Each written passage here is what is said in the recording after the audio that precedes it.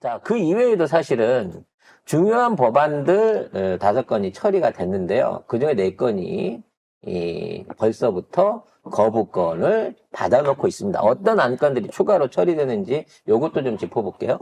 네, 4가지인데요. 민주유공자법, 그리고 지속가능한 한우 산업을 위한 지원법 제정안, 농업회의소법 제정안, 4.16 세월호 참사 피해 구제 및 지원 등을 위한 특별법 제정안, 이 4개 법안이 야당 단독으로 통과됐습니다.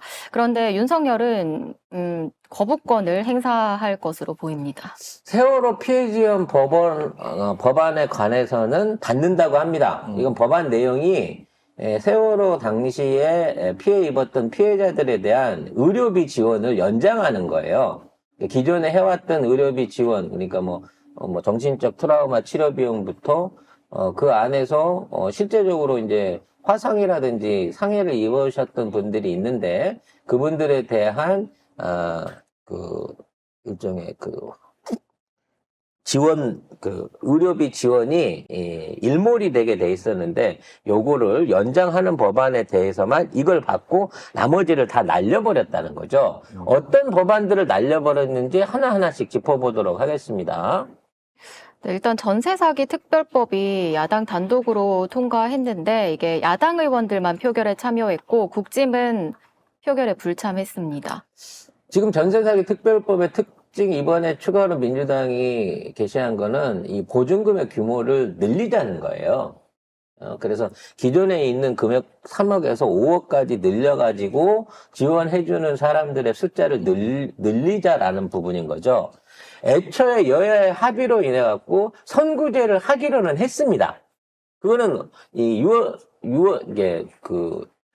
지난번 이게 21대 안에서 일단 구제하는 방침에 대해서는 먼저 선언을 했는데 거기에 대한 비용에 대한 부분을 아직까지 어떤 방식으로 만들어낼지를 구제책이 없었던 거예요. 정부가 돈을 안 주니까, 예산을 안 주니까, 이게 뭐 추경도 안 해주고 기존에 있는 예산 편성을 전용해 주려고 하는 노력을 안 하면 이게 언제 될지 모르는 거거든요. 그래서 민주당이 주택채권기금 안에서, 주택안정기금이나 채권기금 안에서 일단 먼저 지급을 하고, 이거를 3억에서 5억까지 늘려가지고 일단 확대를 하자라는 안을 내놓은 거예요. 우선 구제를 해주고 나중에 임대인에게 보상권 청구해서 비용을 보전하는 내용 이런 거 그래서 이제 기존에 있는 법안 안에서는 10년 정도까지는 이제 장기 대출로 해갖고 해준다라고 했는데 대출 여건이 안 되는 사람도 많은 데다가 대출로 해서 주는 금액들이 3억 원대로 한정돼 있으면 나머지 금액에 대한 이거를 못 받게 되니까 결과적으로 자기 돈을 보태지 못하는 사람들은 계속 살 수 있게 되는, 전세에서 계속 살 수 있게 되는 게 드물다는 거예요. 근데 요즘 생각을 해보세요. 집값이 10억짜리 이하가 거의 없는데 전세금 3억으로 해갖고 끊어주고 나머지는 알아서 하세요 이래버리면 사실 나머지 돈 구할 수 있는 사람들이 그렇게 많지는 않습니다. 전세 사는데 어떻게 그걸 해요? 그것도 사실은 대출받아서 했을 거 아니에요? 그래서 여기에 대한 재원 얘기를 많이 하고 있어요. 근데 이 재원 부분에 있어서 양측의 계산이 너무 다릅니다. 그러니까 국진당 애들은요, 뭐 피해자 10,000명을 기준으로 해가지고, 10,000가구를 기준으로 해가지고, 여기에 구제되는 데 들어가는 돈이 4조 원에서 5조 원이 들어갈 거라고 얘기를 하는 거예요. 그러니까 지네들도 4억에서 5억 정도는 말하자면 준다는 거죠. 4억에서 5억 정도는 줘야 되기 때문에 그 정도 돈이 들어간다라고 얘기를 하고 있는 겁니다.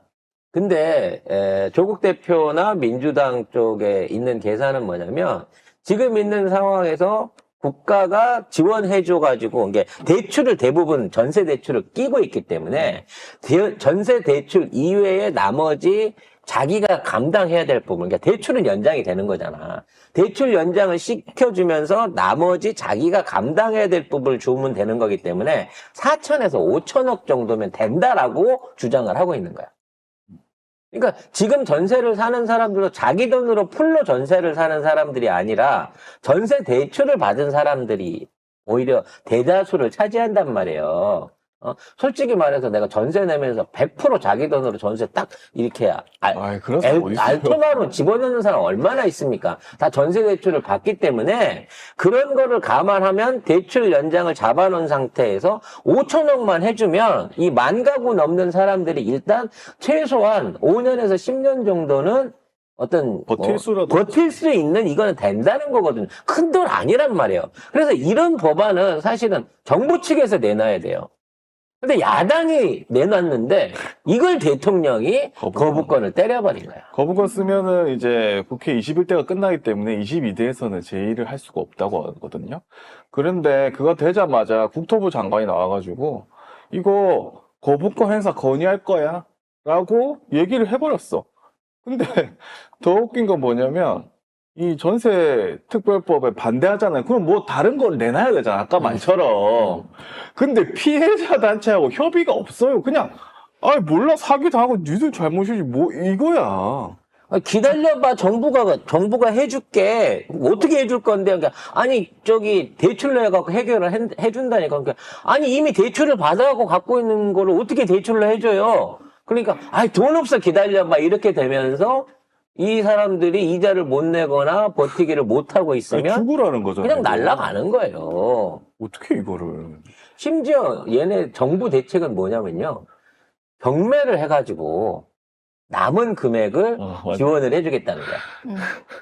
그러니까 내가 집을 사기를 당했어. 이미 이 새끼들은 대출 받을 거 받고 내 전세금까지 다 해갖고 갔는데 튀었어. 그래서 이거를 갖다가 정부가 안 도와주면 이게 경매로 넘어가.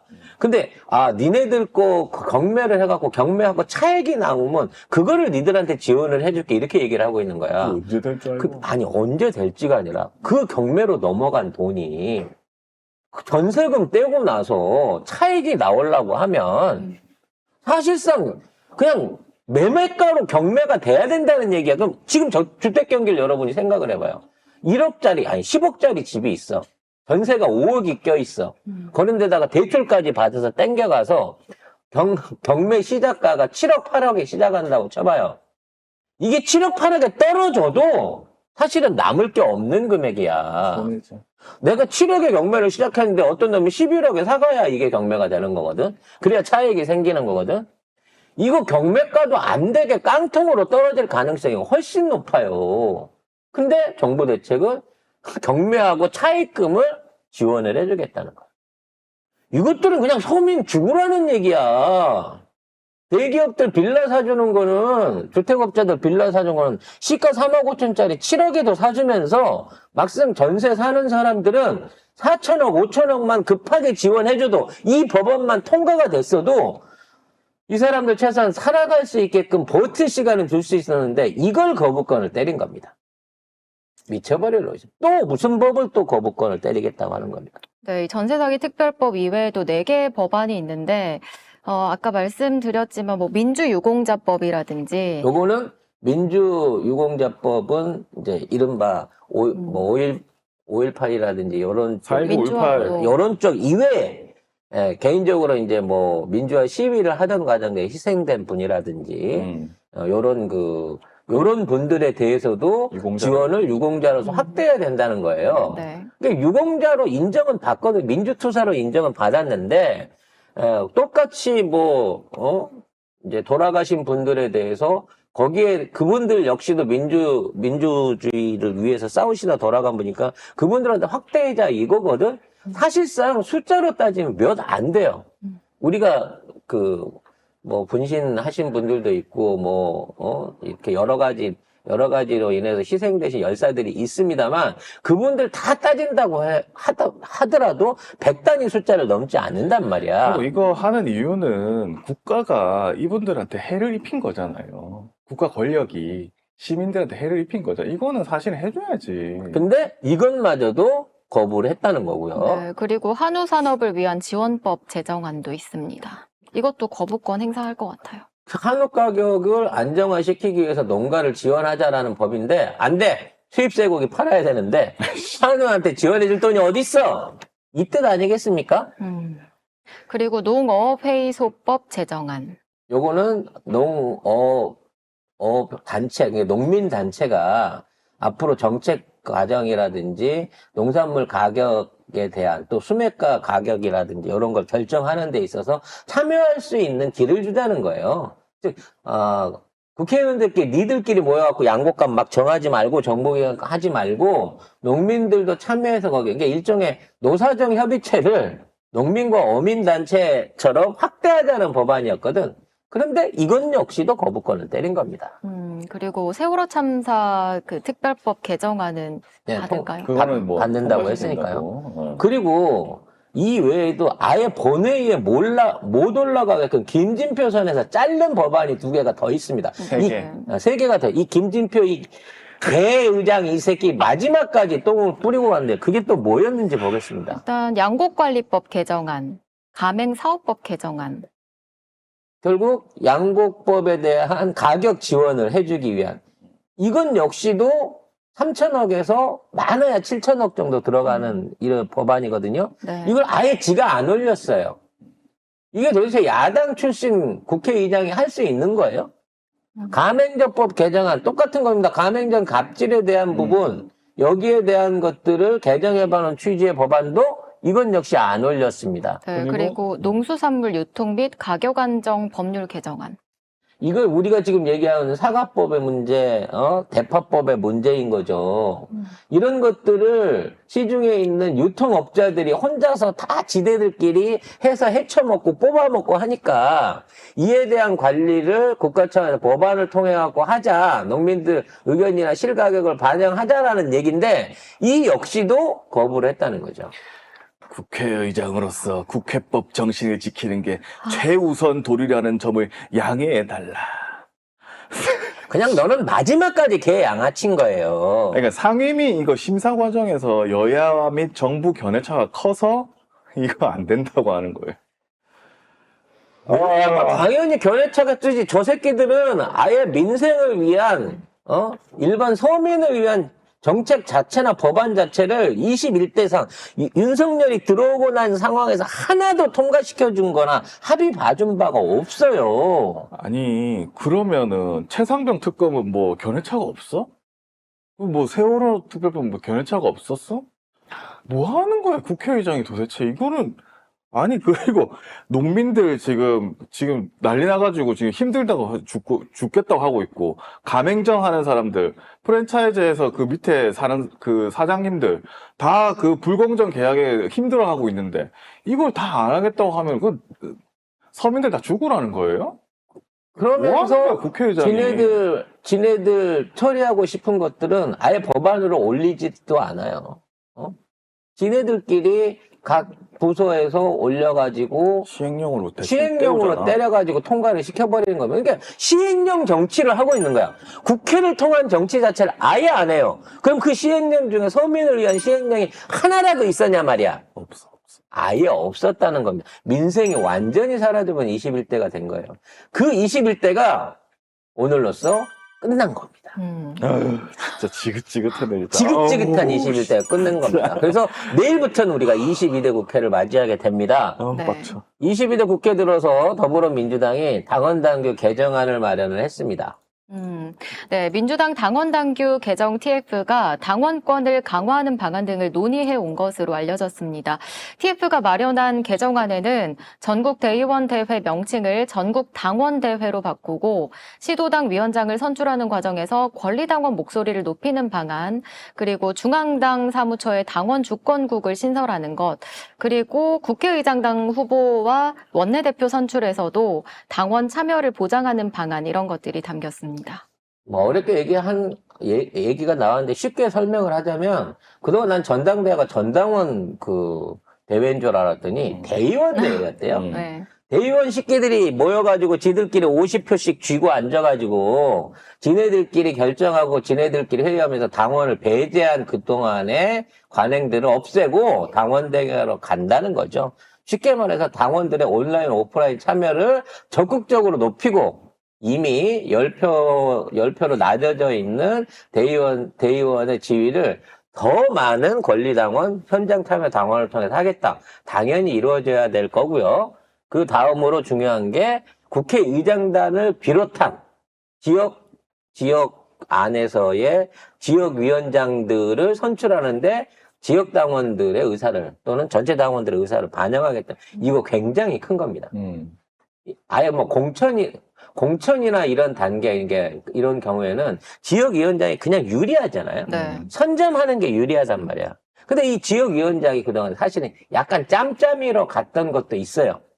왜냐면 입후보 하는 사람이 워낙 적기도 했고, 그 다음에 입후보 했던 사람들이 대부분 당 기득권하고 해갖고 지네들끼리 짬짬이로 나눠 먹기를 한 부분이 있다는 거죠. 아예 여기에서부터 지역위원장을 뽑는 거에서부터 당원들의 실질적인 투표 이런 반향이 들어가게 되는 겁니다. 이거는 사실상 공천 장사를 못하게끔 사전에 완전히 막아버릴 수 있는, 기존에 있는 국회의원들의 기득권을 또 한 번 내려놓고 계파 간의 기득권을 내려놓을 수 있는 굉장히 중요한 정책이에요. 이렇게 뽑힌 사람들이 의원이 돼야 되는 거고요. 그 의원들이 국회의장이나 원내대표를 뽑거나 할 때도 마찬가지로 당원들 의견을 반영하자라는 거죠. 근데 이제 50%를 반영할지 몇 프로를 반영할지는 모르겠습니다만. 그래도 또 단장이 장경태 의원이니까 장경태 의원이 이런 건 잘하니까 또 50% 반영안을 통해 가지고 아마도 개정안을 최고위에 올릴 것으로 보여집니다. 이번에는 예전에 혁신위처럼 중간에서 이러한 개정안에 대해서 사전에 태클 걸고 이거 할 수 있는 놈이 없어요. 그렇네. 네, 그렇기 때문에 개정안은 그대로 최고위에 올라갈 거고, 최고위가 이제 어떻게 구성될지는 모르겠습니다. 22대에서는. 하지만 최고위 구성 안에서 이와 같은 것들을 해결할 것으로 처리가 됩니다. 그래서 굉장히 말하자면 민주적인 또 시민 참여, 당원 참여가 높아지는 민주적 정당으로서의 변화를 시도를 하고 있는 거예요. 근데 지금 언론에는 뭐가 나오고 있느냐? 앞으로 22대 최고위 안에서도 고민정이 얘기했던 종부세 완화에 관한 검토가 있을 거다라는 기사가 나가고 있어요. 그러니까 검토는 해야 되겠죠. 고민정도 의원이고 그 사람이 이러한 발의를 했다고 하면 이게 맞느냐 안 맞느냐에 대해서 검토를 해야 되는 건 맞잖아. 의견이 나왔으니까. 근데 이걸 검토한다고 해서 종부세를 완화한다는 얘기가 아니거든. 근데 언론은 여기다 포커스를 맞추고 있어요. 나는 고민정이 저쪽으로 갔으면 좋겠어. 그러니까 난 이럴 바에는 고민정이 저쪽에 갔으면 좋겠어요. 국민의힘이 적극 환영하는 이런 꼬라지를 안 부끄러워요. 그러니까 언론을 보는 사람들은 민주당이 이제는 종부세까지도 엎으려고 하는구나라고 아니라 협의를 한다는 얘기는 안 해. 우리는 오히려 더 강화하는 쪽으로 당론을 갈 거야 라고 결론이 날 수도 있어. 근데 고민정이 하나 던진 얘기를 해갖고 종부세를 깐다네 라는 것처럼 이러고 언론 기사에 써내고 있다는 거죠. 참. 당원 민주주의입니다. 이러한 정책들도요, 앞으로 진행을 하게 되면 당원들한테 최소한 물어보고 할 거예요. 이게 중앙당 차원에서 당원들이 적극적으로 개입하고 거기에 대해 의견을 제출할 수 있는 플랫폼을 좀 더 열겠다라는 부분도 이번 개정안 안에 들어있으니까. 그리고 국회의장단도 후보 선출에 당원이 참여할 수 있게 하겠다고 하니까 이제 김진표 같은 일은 일어나지 않을 겁니다. 김진표 같은 놈은 뽑히지도 않을 거고요. 자, 새로운 변화, 내일부터의 변화된 22대에 대한 기대치가 큽니다. 기대가 크면 기대가 더 실망이 클 수도 있습니다만, 그래도 우리 당원들과 국민이 원하는 방향으로 가야 된다고 하는 추진력은 우리가 확실하게 마지막 날 최혜병 특검법 제부의 부결로 또다시 확인이 되었다라고 이해할 수 있을 것 같습니다. 22대 되면은 이제 8표만 있으면 되니까 이제 조금 나아질 수도 있겠죠. 더 필요하죠. 일단 준석이가 넘어갔기 때문에 3표 날아가기 때문에. 아니, 그 개혁신당은 그래도 당론으로. 당론 어딨어, 이미 찬성한다고 당수의 그 선거법 때문에 이미 최혜병 이쪽 안에서도 이 쓰레기 같은 모습을 보여주고 있잖아요. 그러니까 일단 기본적으로 3표는 저리 넘어갔으니까 11표. 그리고 김종민도 어떤 방향으로 나올지 모르니까 새로운 더러운 더러운 미래뿐만 아니라 더러운 미래도 알 수 없는 거기 때문에 넉넉 잡고 5표 더 없다고 생각하고 13표 정도 확보를 해야 된다. 라고 생각을 하고 준비를 해야 되지 않을까. 그래야 그건 안전빵이다라고 그렇죠. 네, 생각을 하고 가야 되지 않을까 싶습니다.